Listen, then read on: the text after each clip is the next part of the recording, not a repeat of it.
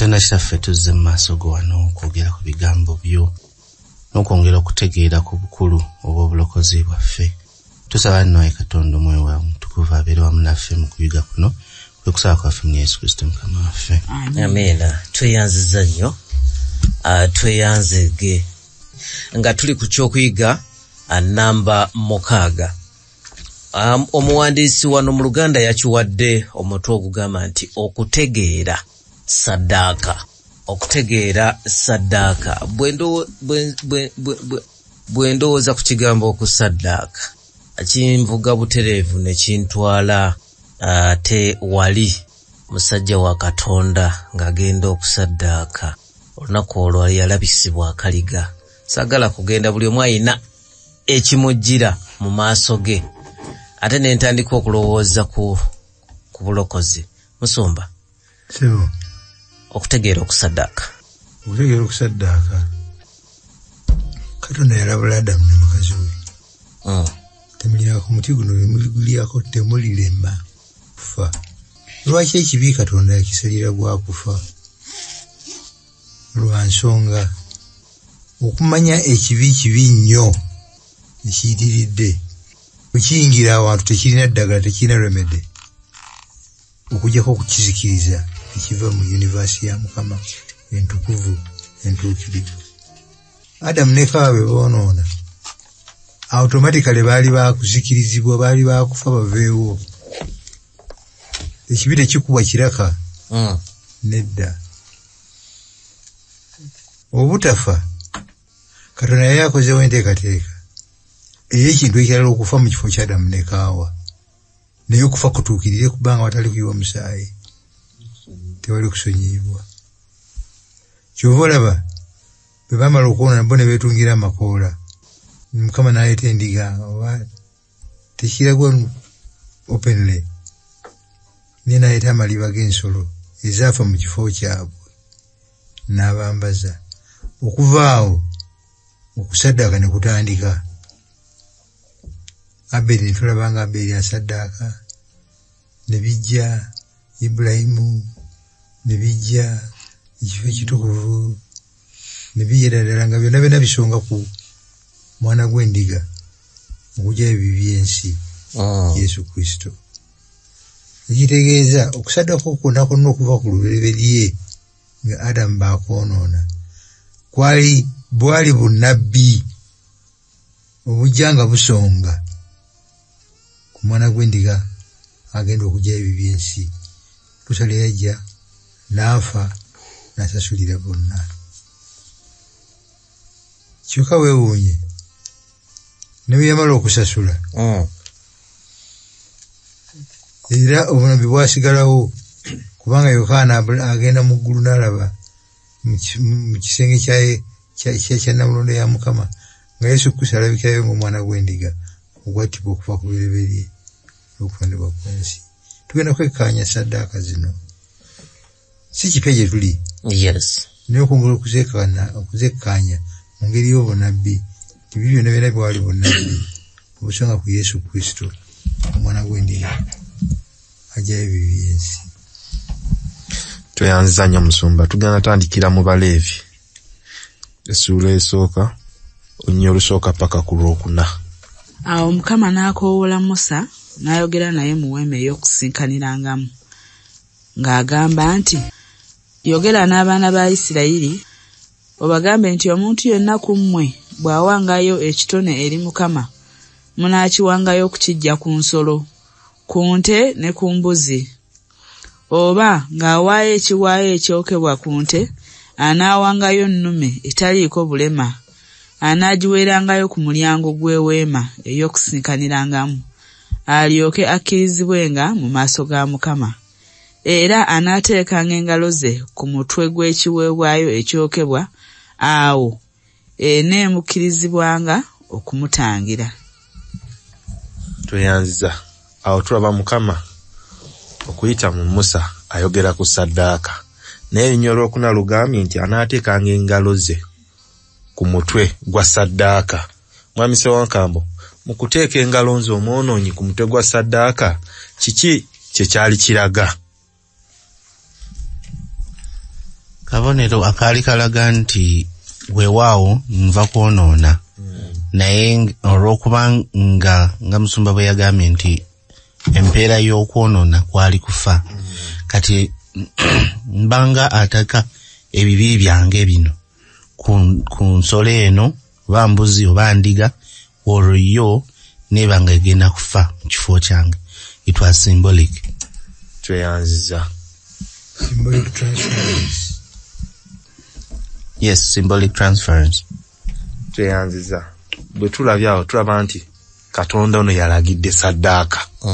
Yabagambye bazibu n'ababulira n'ekyokukola tugamba nti okuteeka omukono ku saddaaka eno kiraga nti nze naalifudde naye nga musumba bw'atugambye nti ekibi okumanya kibi, someone has to die. Tekisobola kugenda bugenzi bw'ekiti engeri gye kitalina repair waliwo alina okufa.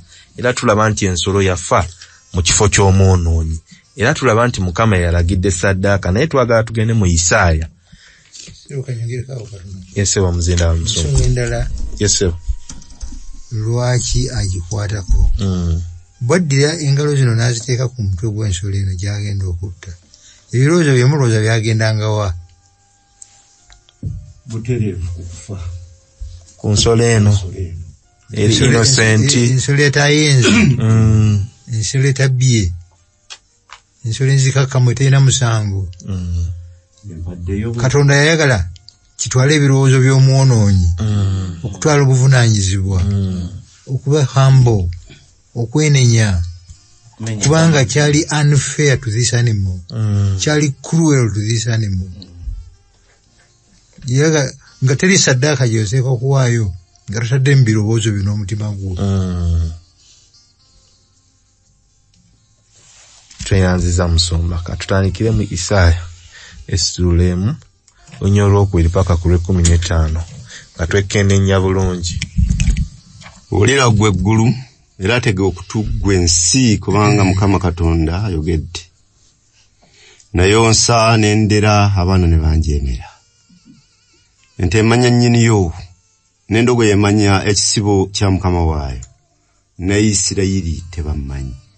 Abantu bange tebalowooza. Woowe eggwanga eririna ebibi.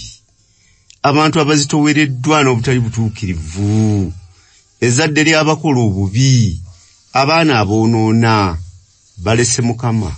Banyoomye omutukuvu wa Isirayiri. Basenguse bazze ennyuma. Ekibagaza ki okukubibwa nate? N'okweyongera ne mweyongeranga okujeema. Okujeema. Omutwe gwonna gulwadde n'omutima gwonna guzirise.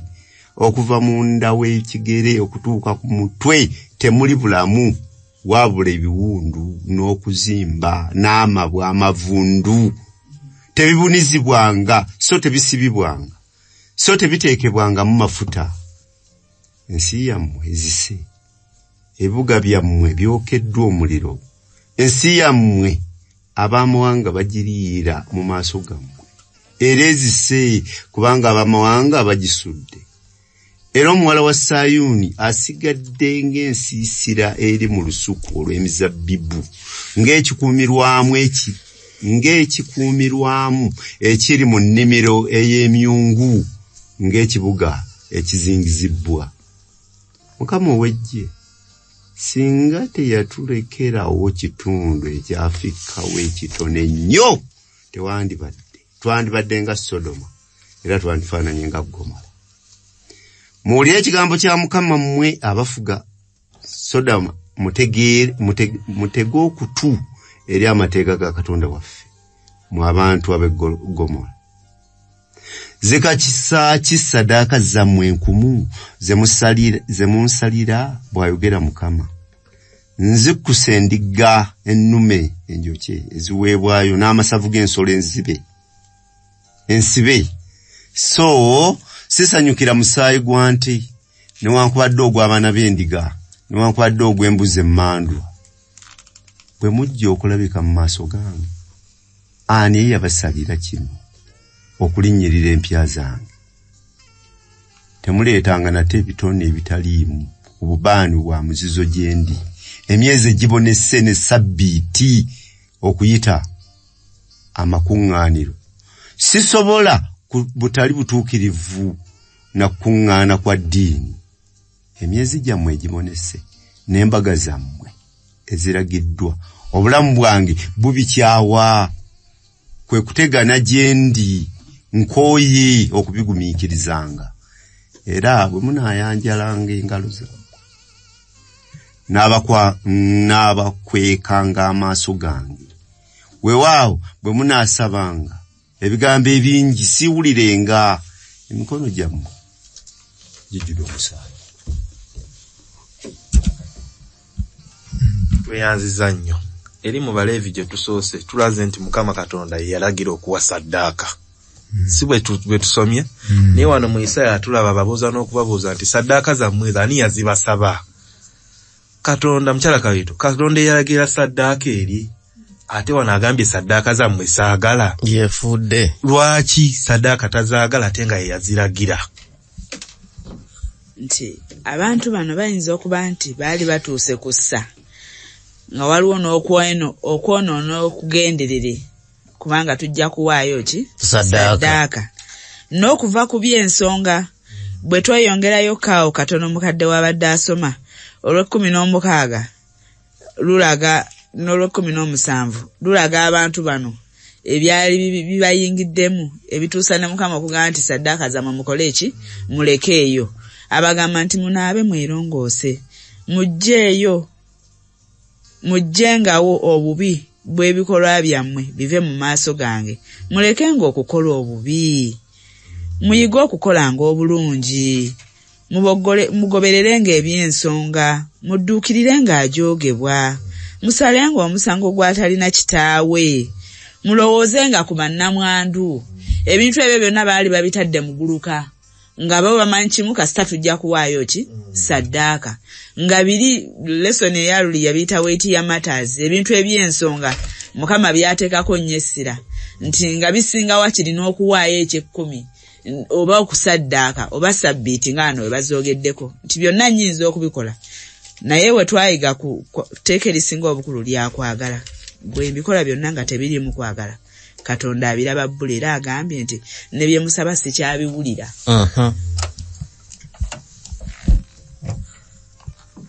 Wali yagambye nti omwami yaddiranga engoye ze n'aziteeka ku mutwe gw'ekiweebwayo. Kikwewuunyisa wano bwe tubadde tusoma agambye nti n'engalo zammwe ze mwanjala nzikoze eki? Nzikooye.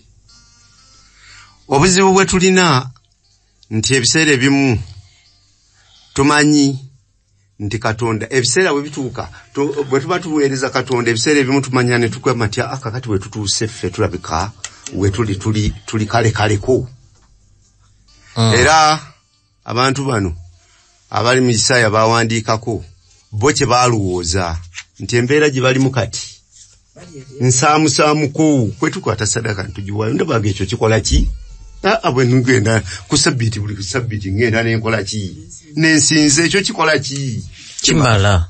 Naye waliwo ebigambo ebikulu bye tuteekwa okukwata, kwe kutambula ne Katonda n'okumwagalanga n'okumanya nti ekibi nga Musumba bwe yagambye tekikubibwa kiki kiraka. Ekibi kiba kibi.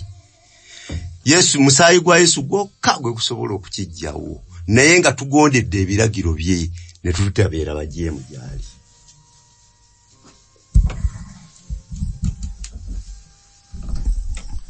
Ekyakabi mu nsonga zino nti Katonda ataddewo enkola egenda okuyamba abaana ba Isirayiri okutegeera ekibi nga Musumba bwe yagambye nti nga kibi ddala, era nga bw'oba oli mu nkola ey'okuwaayo ebisaddaaka eno obeera mu Luzungu bagamba reminiscing, okujjukira nti munaye kino kyenkoze kiki kibi nnyo, era n'ensolo eno egenda kufa ku lwange.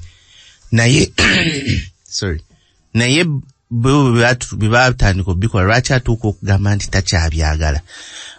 Waliwo bwe batugambye nti nga biringa ebyobuguzi, okikola okitaddemu kati okikola bukozi because yagamba tubikole, naye ng'omutima gwange nze ayonoonya alina okuwaayo saddaaka eno erage nti koko okubanza abadde alina okufa naye ensolo eno efudde mu kifo kyange nga teguliiyo tubikola bukozi kubanga yakolawo yateekawo etteeka nga tetuli connected ne Katonda. Tuyanza Musumba Kakemba. Ekizibu kyawe kwongera ku byabannange kyabadde munyiririza asoose naddala olwokusatu lugamba lutya ente emanyi nnyiniyo endogoyi emanyi nnyiniyo naye abantu bange Abayisirayiri tebammanyi abampa saddaaka tebammanyi akati baziwaani gwe batamanyi ono agambye Brian n'omukadde nti Katonda kyeyagenderera bakwate ku mutwe gw'ensolo kusika birowoozo byabwe. Nze nayenze nze nabbi Katonda agenda kunsonyiwa olw'omusaayi gw'ensolo etaakoze eki. Kama Katonda onsonyiwe onsaasire sijja nakuddamu kukikola. Kakati bakyateekako emikono ku mutwe gy'ensolo naye ebiri byonna byonna tebikyadda kwe kuteekako emikono kwe kusala kwa nga biwedde gwe basalye tebakyamumanyi tebakyalina relationship naye kyekiba kiba nga attitude esinga okwetaagibwa eri mu Zabbuli eya 5 mu olunnyo olw'omusanvu Sadaaka ya Mukama Katonda yemmeme emenyese n'omutima ogumenyese agambye nti taabigayenga. Emmeme emenyese n'omutima ogukoze eki ogumenyese okubeerawo kati ate tugende mu Isaaya 5:6 5:6 ye yagambye olw'omukaaga era ne banaggwanga abeegatta ne Mukama okumuweereza n'okwagala engerinnya lya Mukama okubanga abaddu be. Buli muntu akwata sabbiiti obutajoonoona n'anyweza endagaano yange abo ndibatuusa ku lusozi lwange olutukuvu ne mbasanyusa mu nnyumba yange ey'okusabirangamu. Ebyabo ebiweebwayo ebyokebwa ne saddaaka zaabwe birikkirizibwa ku kyoto kyange kubanga ennyumba yange eneeyitibwanga nnyumba ya kusabirangamu eri amawanga gonna. si ebigobye si yaganye biri ganye ne sabbiiti eri eby'Abayisirayiri akati atali ku bannamawanga titi njawulo ki wakati bannamawanga.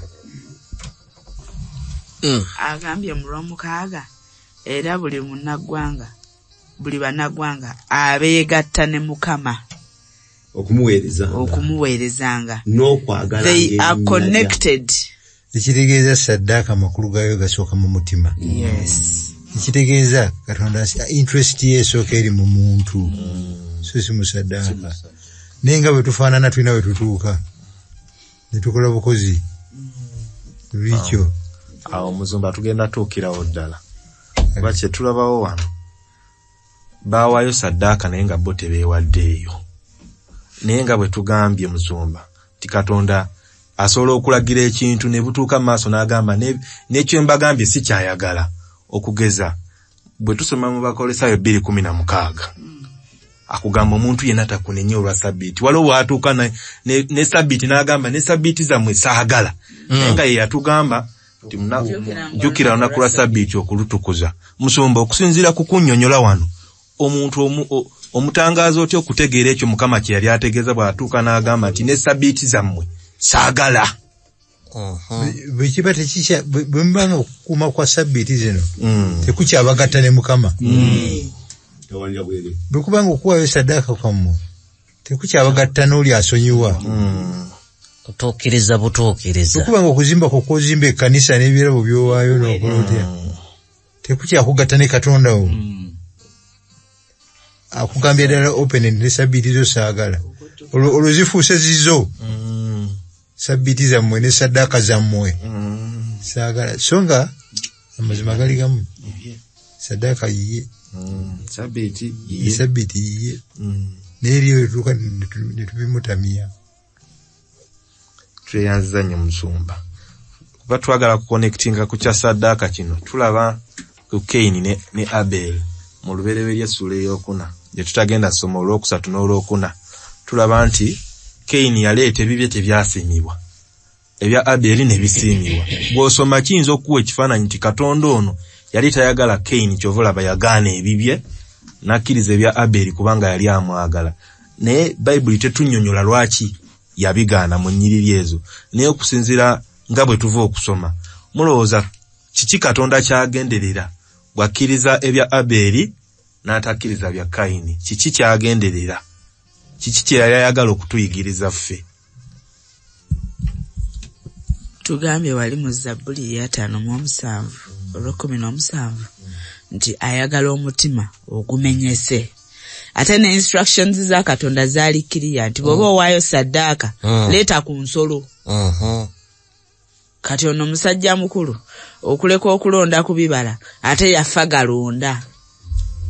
Omutima teyaguteeka ku kikyakola. Yensonga lwaki Saddaaka ye yagaanibwa ate eya Abel nekkirizibwa.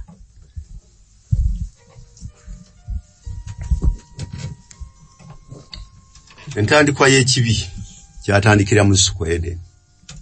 Era kyatandika ne jjajjaffe Kaawa ne Adamu. Be bazaala abaana bano abameka? Ababiri. Abategeera nti baali bakufa lwe baalya ku muti. Kyenkakasa nti baatambulanga bannyonnyola abaana baabwe nti twali mu bulamu obulungi era twali bakufa oluvannyuma lw'okujeemera ani? Katonda. Naye Katonda n'atukwatirwa ekisa. Natta ensolo n'atugirako n'ebiki n'ebyamba. Kaini tulowooza nti yali omuvubuka omukulu eyandibadde akitegeera ennyo n'okusinga Abel. Naye okulowooza kwa Abel n'okufumiitiriza kwe ku kibi n'okusalawo kwe yategeera nti endiga eyawonya taata we ne maama we ye yokka Katonda gy'akola ki? Yesonze ku kisuubizo. Yesonga ku kisuubizo. Katonda kiyagamba nti ali kubeta entomu. Omwana we ali kubeta entomu. Omusota guli beta entomu omwana w'ekisinziiro. Naye omwana ali kubeta entomu ki? Omutwe. Kaini n'atabisaako mwoyo. Eyo y'ensonga n'olwaleero nga tutambula mu nsi eno nti abasajja n'abakazi bawulira ekigambo kya Katonda ne batakisaako mu mwoyo na kukirowoozaako na kukifumiitirizaako. Era abantu bagenda kuzikirira olw'ebibi ebingi bye bakoze, naye bagenda kuzikirira olw'okugaana enteekateeka ennungi eya Mukama Katonda. Toyanzanya mukadde kiwano. Webale nnyo mukadde. Mukanyonnyola akalesoni katulaze nti weewaawo nga Katonda asabye Abel ne Kaini Saddaaka. Nti Kaini ye yawaayo ngalinga akikolera Katonda, nti kamale gamuwa anti yasabye neetaaga kumuwa. Naye Abeli awaayo ng'akiraba nti Katonda ono yasse ayagadde okujja yegatte wamu nange ajje andokole sinze mu mukwano ogwo sinze kuba nti kale nkimukolera kubanga yakyogedde. So netulaba nti Katonda primarily yali ayisinga kwagala mutima gwa muntu ono ddala otegedde nti nkoze ensobi nayonoonye n'olw'ensonga eno akabonero nandibadde enfa ye Saddaaka gye mpaayo era njiwaayo nga ngamba Mukama onsaasire ensolo eno yefudde mu kifo kyange onsaasire ng'ayagala tuzzeewo enkolagano eyo wakati waffe naye. Nsumba bakumpera akazindaalo omusoye tuyinza okuba nti Saddaaka ffe tetukyasala nsolo naye mu Matayo 28 atugamba nti mugende mubuulire enjiri mu mawanga gonna.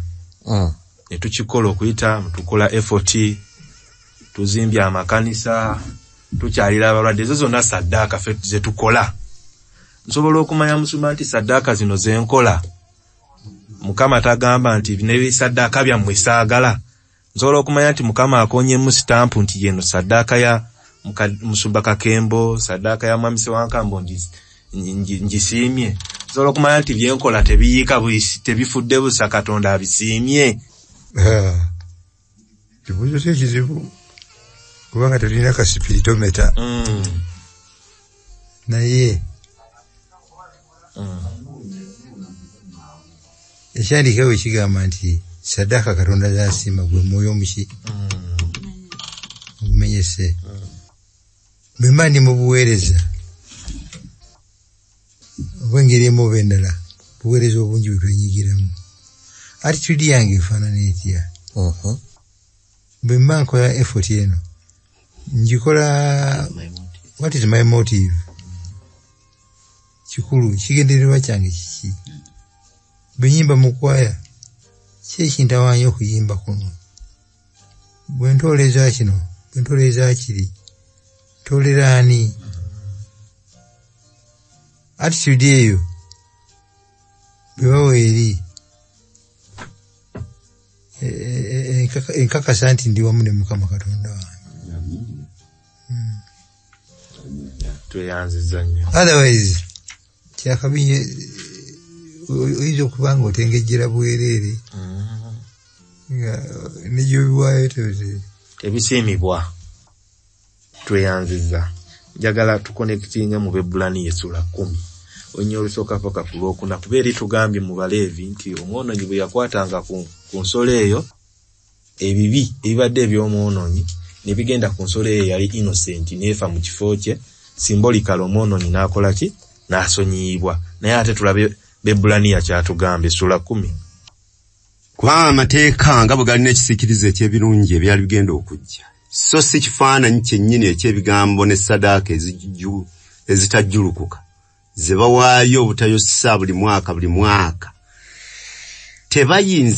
Tebayinza ennaku zonna okutuukiriza abo abazisemberera, kubanga tezandirekeddwayo kuweebwayo, kubanga abasinza bwe baamala okunaazibwa ddala omulundi ogumu tebandibadde nakwetegeerako bibi nate.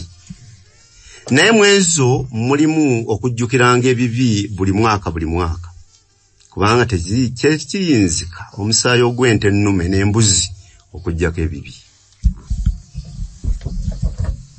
Kyala Kabiito, wali tusomye nga tulaga nti bwe bawaayo saddaaka ebibi byabwe byasonyiyibwa.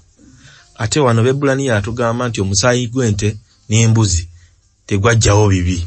Olwo saddaaka zino bawangayo zaaki, lwaki Mukama aziragira ate nga tezajjawo bibi, tezajjangawo bibi byabwe? We twali ku nyanjula ya lesoni eno twakirabira ne tukikakasa nti obunnabbi bwonna busonga ku Yesu Kristo, era nga oba obusoma nga Yesu Kristo mutadde bweru, then kyosoma oba tokitegedde. So ensolo zino tezajjangawo bibi byabwe, naye nga zisonga ku saddaaka ejja mu maaso egenda okubimala byonna. N'ensonga endala lwaki zaafanga nti empeera y'ekibi kufa, baaziwangayo okulaga how serious sin is. Nti ekibi kibi nnyo, bw'agamba nti temulirema kufa, wateekwa okubaawo okufa okulaga nti waabaddewo ekibi.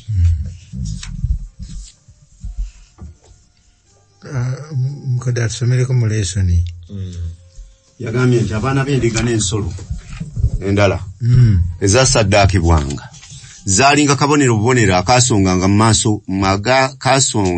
mu maaso ku saddaaka ey'okutangirira ey'omwana gw'endiga ogwa Katonda. Era byali bikolwa byakukkiriza nga biwa aboonoonyi engeri etegeerekeka ey'okulaganga okukkiriza mu mulimu gwa Masiya eyali ow'okujja.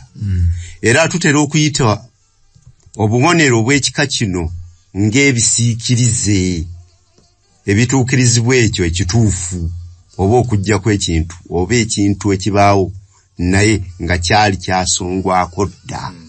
Abamu batuuse n'okugamba nti saddaaka ezo obunnabbi obutono sataaka ezo bunabbi obutonotono obw'okufa kwa Yesu ku musaalaba.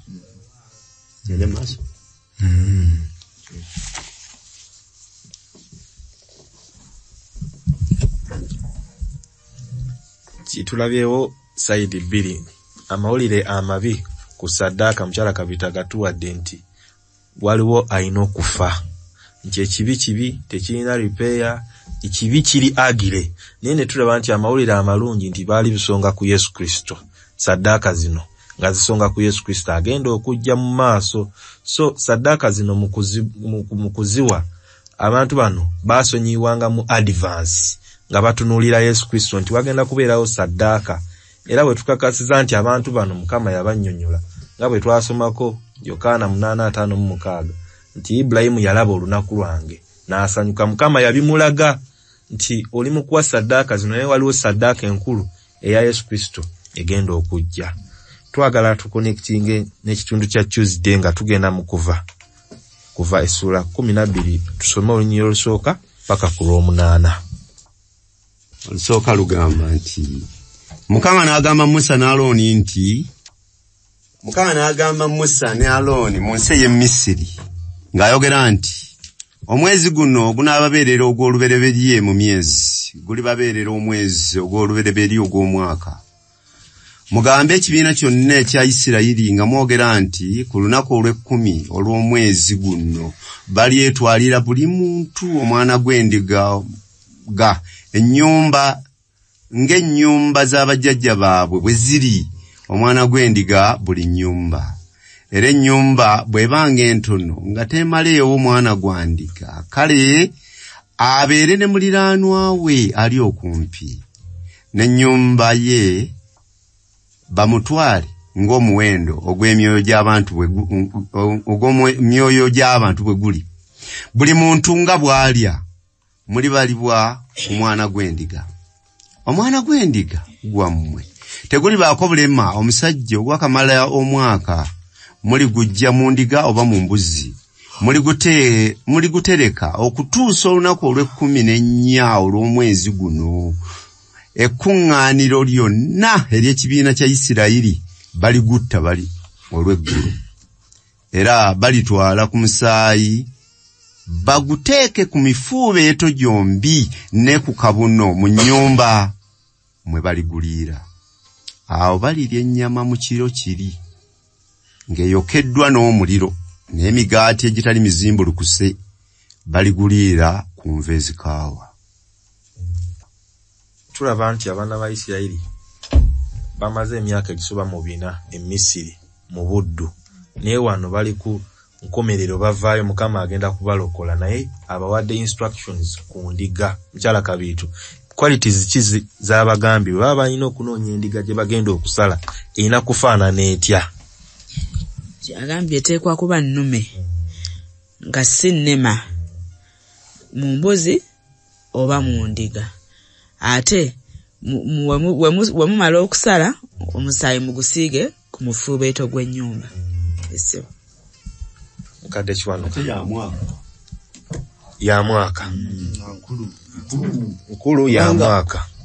Kino lwaki akikola bw'atyo? Abulaba nigamye nti ne bwe nfuna akafaanana bwe kati kasita kabanga si kalema nze kantwale nkole ki? Naye ekyo kiraga nti Katonda ayagala ekintu nga kitikiridde buki bulungi. Kade tumalireyo tugende kuva 12 tuve ku 12 paka ku 13. 12 agamba nti kubanga ndiyita mu nsi y'e Misiri mu kiro kiri, ndikuba ababereberye bonna mu nsi y'e Misiri, omuntu era n'ensolo, era ku bakatonda bonna ab'e Misiri ndisala emisango, nze Mukama. Awo omusaayi gulibabeerera akabonero ku nnyumba ze mulimu, nange bwe ndiraba omusaayi ndibayitaku, so tewalibeera lumbe ku mmwe okubazikiriza bwe ndikuba ensi y'e Misiri. Kuyanziza kikuleetera ekibuuzo Musumba Kakembo nti agambye bwe ndiyita, ani ayita? Bwanakuubwa Katonda. Naye ndaba omusaayi abali mu nnyumba eyo ndiyitayo buyisi n'engenda sijja kubazikiriza. Kyogamba Musumba, Katonda ono yali tamanyi balimu. Gwe tumanyi Katonda omunene omugulumivu kyali kimutwetagisa okumanya nti muno Sibaddukayo alimu. Ate mu rekodi mulimu byatabuuza nga nawandiise wano tabuuza nti baani abali munda mu nyumba bw'anatandika okuyita tajja kubuuza. Namba 2 abalimu tajja kubabuuza nti mwakola ki mwakoze ki nekyo tajja kukibuuza. Namba 3 tajja kubuuza abo bwana obulimu buto nnyo bukulu. Abuuza kintu eki mwasiize omusaayi ku mufubeeto. Era senga nali mu Misiri nga ebibonyoobonyo biri omwenda bimaze okunjigiriza nempulira nti kati babagambye omusaayi mufubeeto jandiga nange nengenda nkasala nengusiigako. Tabuuza ali munda mu kimu Isirayiri mu Misiri ekikulu musaayi gwe gubabikkako gwe gubawonya. Yesu ni kyendala gye tujja waawo mukyala Kabito ne mwami Kiwanuka nga Musumba bwalambuludde nti abaana ba Isirayiri baludde mu Misiri emyaka 400 saawa kati etuuse tuli ku kiro mmo. Ebibonyoobonyo byonna bizze olw'obukakanyavu bw'omutima gwani gwa Falaawo. Ndaba kati nga Katonda akyusizza omudumu gw'emmundu. Bentwala, are they ready to go?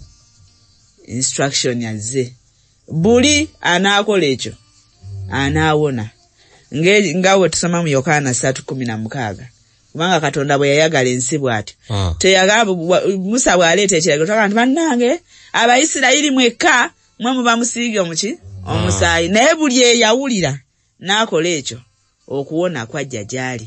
Ekitegeeza nga obunabbi bwonna nti busonga ku salvation. Ne wano kyayongera okweraga nti obulokozi bwaffenna. Wako kwenyeeke mbadde njagala. Tusaanye okendeza ku bibuuzo. Wangi. Faba omulembe guno. Tusaanye okendeza ku bibuuzo. Kirugwanira naffe obutabuuza bingi nnyo. Nga ebibuuzo byaffe oluusi biddibwamu kusinziira ku kulowooza na kufumiitirizaako n'amagezi go na kusalawooko oba okutegeeraako.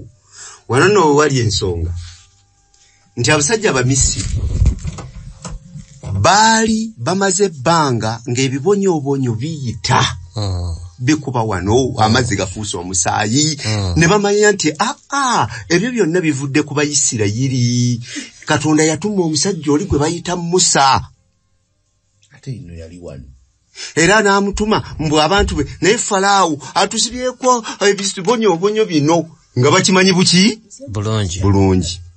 Era ekiseera ekyokusiiga omusaayi ku mifuubeeto kubanga kigambibwa nti Abayisirayiri mu Misiri baali bangi nga tewali kitundu mwe batakola ki mwe batali baagulaba naye tebasaayo muki mwoyo tebaalowooza.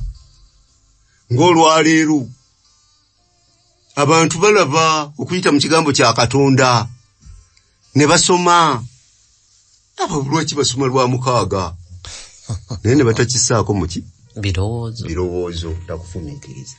Naye Mukama afaayo kubanga obulokozi bwaffeffe naye nga tukutte ekigambo kye. Weebale nnyo. Nze njagala kuddayokko waliko kya Musumba kyabuuzizza nti naye ffe ab'omulembe guno tusaanye okendeza ebibuuzo. Naye bw'okubamu emabega ne bw'olaba wali Kayini ne Abel saddaaka tewaaliwo ngeri tebayinza kugamba nti Abeli ye yategeera ennyo Katonda kye yali yeetaaga naye yakola ekyo Katonda kye yalagira okukola era n'amaliriza ng'ali mu layini entuufu. Ne bano si kuba nti abaali basiize ku mifiibeeto be baali bategeera ennyo Katonda era nga bebakkiriza ennyo mu mutima gwabwe, naye baakola ekyo. Katonda kiyakola atya? Kiyali abagambye. Ffe ku mulembe guno nze okubuuza ebibuuzo ebingi kingasa. Ansa entuufu eri nti tekiina we kingasiza, naye ntegedde Katonda kyayagala nkole, ntambulire mu makubo ge, nzikiriza nga mbeera muwanguzi era ntambula ne Katonda wange. Musumba abuuza nti naffe tusaanye tukendeeze ku bibuuzo. Iye nga instructions bwe zaali nti bwe naayita era bwe yayita teyatawana kubuuza mulimu baana bakulisitaayo bamisiri. Kati naffe tusaanye tukendeeze ku bibuuzo kubanga ye akebera emitima amanyi.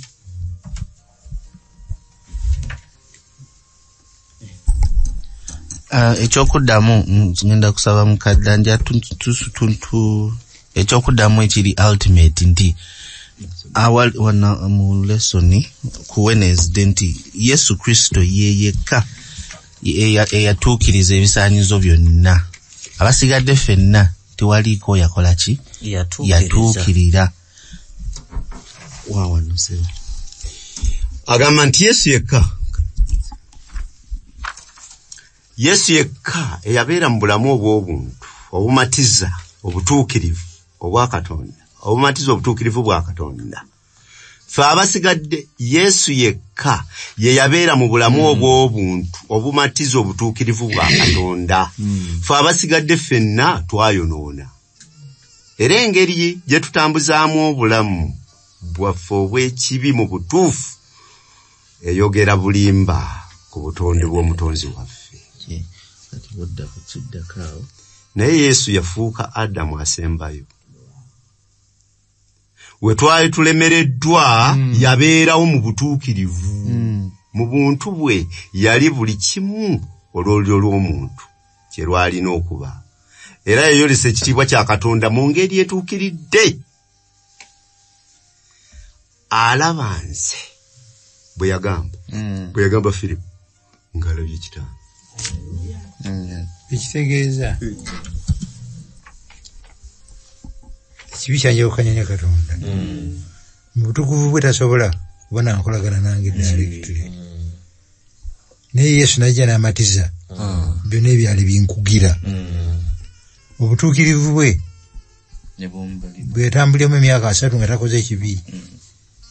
Bwe mukkiriza nti buli amukkiriza bwaga nti aleme okubula. Si bulala kubanga obutuukirivu bwa Yesu Kristo bumbikkako ne bubikka ku bubi bwange. Ate okufa kwe ku musaalaba ne kusasula ebbanja yayimmanjibwa.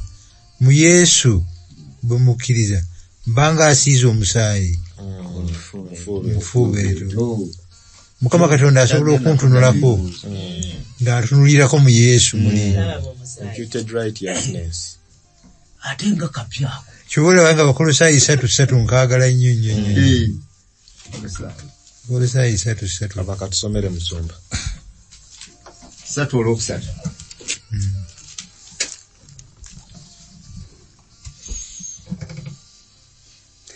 Kubanga mwafa n'obulamu bwammwe bukwekeddwa wamu ne Kristo mu Katonda. Haleluya. Amiina. Twafa n'obulamu bwe tuli bafu. Kakati olwokubanga bwe yazuukira yatula ku mukono ogwa ddyo, nsobola okutula ku mukono ogwa ddyo so closely with the Father nga ndi mu Yesu. Tweyanziza. Amiina. Looza buba tuba tetutegedde kisa kya Katonda bwe tugamba nti Katonda w'endagaano enkadde yali mukambwe, yali kuba wano tulabawo kisa kyereere. Azironga azigosiize, azironga azosiize n'okkiriza n'osiiga ebisigadde okola ki? Obimulekera. So Katonda ono y'omu ow'endagaano enkadde n'ow'endagaano empya bonna bakatonda bano baakisa. Nze kyenasinze okwagalamu awo nti okusiiga obusiizi waliwo okusooka okuwuliriza n'oyawula kwani alagidde. Kati bwe wayawulanga gwe n'ojja n'okola ki? N'osiiga. Ne bw'oba towagira gavumenti eriko naye neegamba nti bannaayo okuva olunaku olwaleero temuva wammwe waka bona kakati simanyi nakumanya gwe nkutunuulira nekugamba gwoba togiwagira beera waka era tegenda kukwatako oba tompagira oba ompagira ne bw'oba ogiwagira nnyo okuva ku makya n'otambula ng'owagira gavumenti gwe n'otambula nga yagambye totambula ogenda kugwa mu buzibu obutenkanidda obunene nnyo. So kyenjagala okugjayo nti waaliwo okwawula n'okukkiriza nti Katonda yakoze atya yalagidde. Ffe kye twetaaga kyokka kwawula Katonda ani atugamba ekyo kye tulina okukola. Bwe tunaakola ekyo tugenda kutambula naye.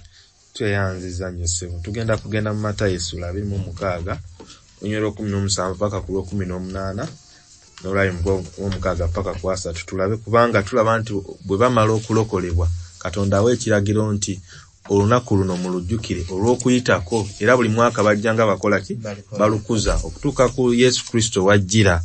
So katulabe Matayo naye ku lunaku olusookerwako olw'emigaati egitazimbulukuswa abayigirizwa ne bajja eri Yesu ne bagamba nti oyagala tuteekereteekerewo okuyitako gy'onookuliira. N'abagamba nti mugende mu kibuga ewaagundi mumugambe nti omuyigirizwa agambye nti ekiseera kyange kinaatera okutuuka ewuwo gye nnaaliira okuyitako n'abayigirizwa bange. Era abaali bakyalya Yesu n'atoola omugaati ne yeebaza n'agumenyamu. Naawe abayigirizwa be n'abagamba nti mutoole mulye guno gwe mubiri gwange.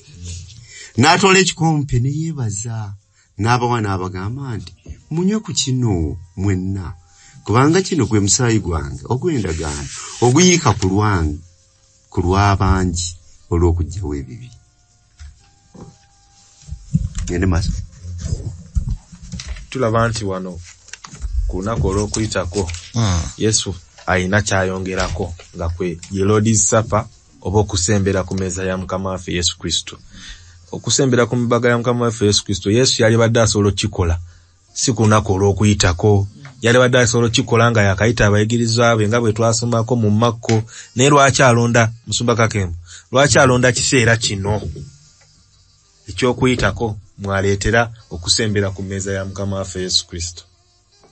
Amakulu agagireyo ddala nti okuyitako okw'Emisiri bwali bunnabbi obusonga ku kuyitako obusonga ku ye yennyini. Obanga endiga zino ne sisitimu yazo ey'ensolo yayambanga ssekinnoomu n'amaka ag'omuntu omu. Kaakati Saddaaka egenda okuweebwayo yunivasiti yonna buli akkiriza. Buli muntu yenna ali mu Yerusaalemi ku ssaawa eyo yali mu mmudu yakuyitako. Okujjukira kuli mwe muli abagenda okulya okuyitako kuno nga tebakyalina kkulu. Naye mwe muli abagenda okulya nga bajjukira obulokozi Katonda bwe yawa Isirayiri. Kyaba yagala nakina akiteekereko ddala ku lunaku lwe lumu kituukirize obunnabbi obwo. Abanaakitegeera bagaye nti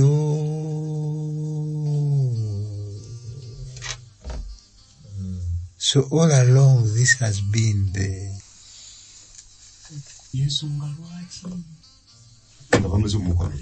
ensonga lwaki wamma kululi ye temwawulidde nti egigi bwe yagambye nti kiwedde egigi ne lyabikamu ekitegeeza biri byakomye.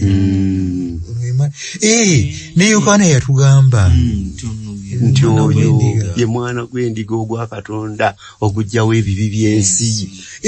Naffe yatugamba luli ddira bwe limala okubonikibwa ndiolulira abantu bonna gyendi. Mu bufunze Musumba Yesu naye okwetaba mu kuyitako kuno kukakasa bali nti byonna n'omusaayi guli gwe mwasiga ku mufuubeeto nga gulaga guno ogugenda okuyiika ku musaalaba. It was a confirmation. Ate weewuunye bw'olaba events zombi eri ekiro ky'okuyitako ng'Abamisiri banaatera okuvaawa Misiri Abayisirayiri banatera okugibwa Misiri so nga ate ne wano ku Lord's Supper mu bire ebisembayo ebya Kristo ku nsi eno bwe tusomako mu 1 Corinthians mu Bakolinso ekisooka 5:7 ekakasiza ddala nti Yesu kwe kuyitako kwaffe. Nga tumaliriza bwe twalabye ku Thursday tulaba nti Isaaya ayolesebwa nga bwe twatandise ebiri mu ggulu era abaliyo nga bayimba mutukuvu mutukuvu mutukuvu. Ne tulaba ne Ezekieri era kyekimu, ne tulaba ne Yokaana nga abaliyo abalaba bayimba mutukuvu mutukuvu mutukuvu. Twalisuubidde nti bano aboolesebwa abalagibwa ebiri mu ggulu nabo baali badde bayimba mutukuvu mutukuvu mutukuvu.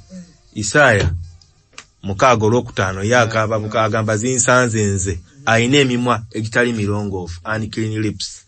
Yokaana bw'amala okwolesebwa ate yakaaba ki bukaabi. Twalisuubidde nti nabo baali badde bayimba buyimbi holy holy holy. Lwaki ate bo reaction zaabwe zaawukana ne bali abali mu ggulu?